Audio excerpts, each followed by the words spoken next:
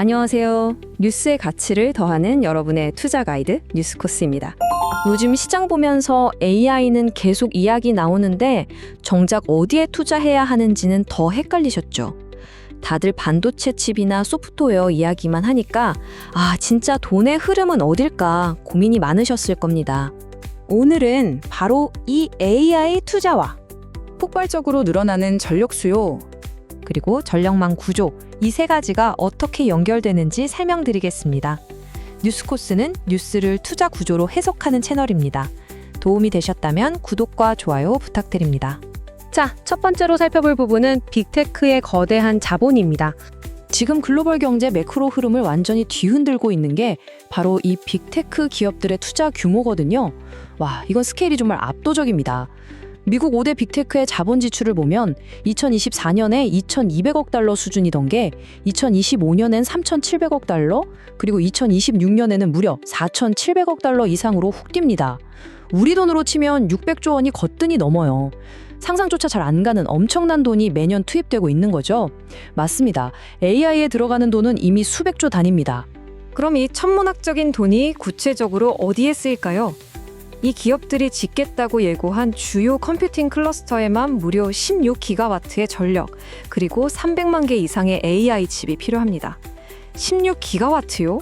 이게 어느 정도냐면 웬만한 중소국가 하나가 통째로 쓰는 전력량과 맞먹는 수준이에요. 실로 어마어마한 장비와 에너지가 한 곳에 집중 투입되는 셈이죠. 그런데 이 돈이 단순히 반도체에서 끝나지 않습니다. 여기서 우리는 생각의 프레임을 바꿔야 합니다. AI는 현실의 물리적 인프라다라는 점을 꼭 짚고 넘어가야 하거든요. 시장 전문가들이 공통적으로 입을 모아 하는 이야기가 바로 이겁니다. AI는 소프트웨어가 아니라 물리적 인프라 문제입니다. 아주 쉽게 예를 들어볼까요?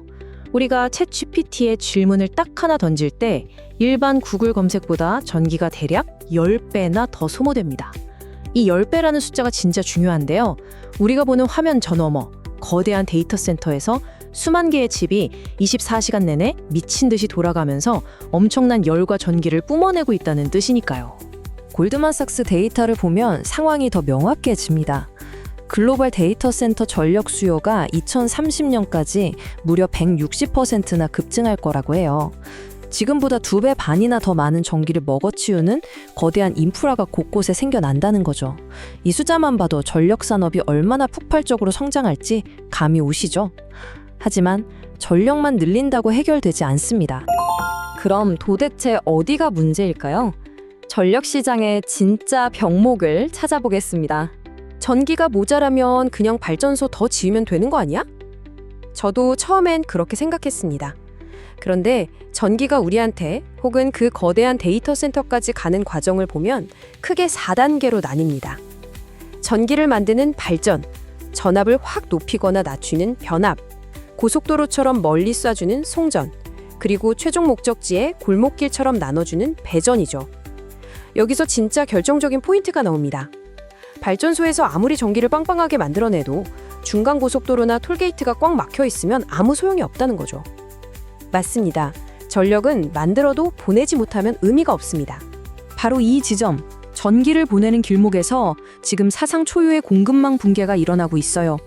팬데믹 이전만 해도 변압기 같은 핵심 전력기기를 주문하면 보통 12주, 그러니까 3달이면 받을 수 있었습니다.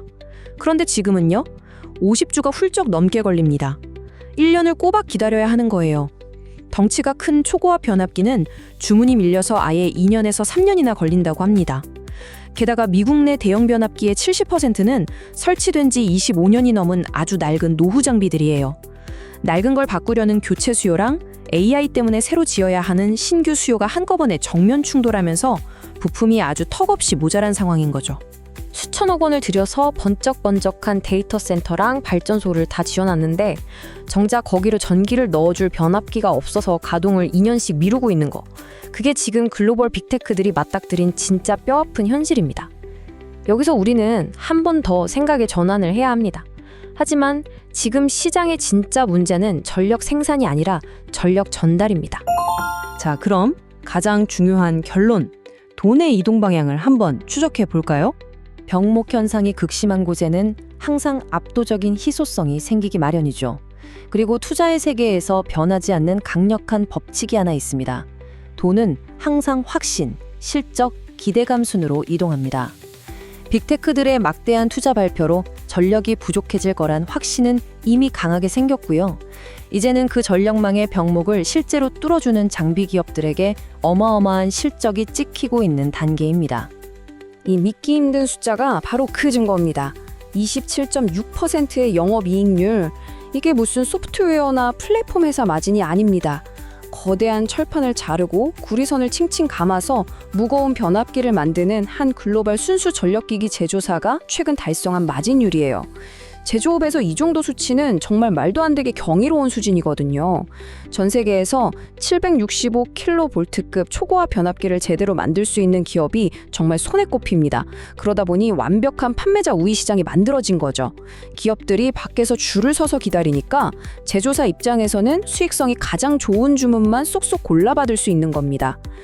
1단계의 전력 시스템, 2단계의 전력 전달, 3단계 하부 부품으로 이어지는 이 큰 그림 속에서 우리는 명확한 타겟을 잡아야겠죠. 전기가 만들어지고 소비되는 전체 과정 중에서 지금 시장은 그 중에서 전력 전달 구간이 열리고 있습니다. 이제 큰 그림이 보이시죠? 이 거대한 도미노 효과를 아주 깔끔하게 압축해 보겠습니다. 오늘 핵심은 간단합니다. AI에서 전력, 전력에서 송전, 그리고 지금 시장은 송전에서 병목이 발생하고 있습니다. AI 인프라 확장이 전력 수요를 폭발시키고 결국 늘어난 전력은 송전 시스템의 필요성을 극대화하기 때문이죠. 이 거대한 변화 속에서 진짜 수혜를 보는 기업이 분명히 있습니다. 단순 전력 기업이 아니라 전기를 보내는 기업입니다. 수요일 영상에서 이 기업을 완전히 분석해 보겠습니다. 막연하기만 했던 AI 투자, 오늘 이 구조를 통해 조금 더 명확해지셨기를 바랍니다. 마지막으로 오늘의 가장 중요한 인사이트 한 줄 끼워드리며 마무리하겠습니다.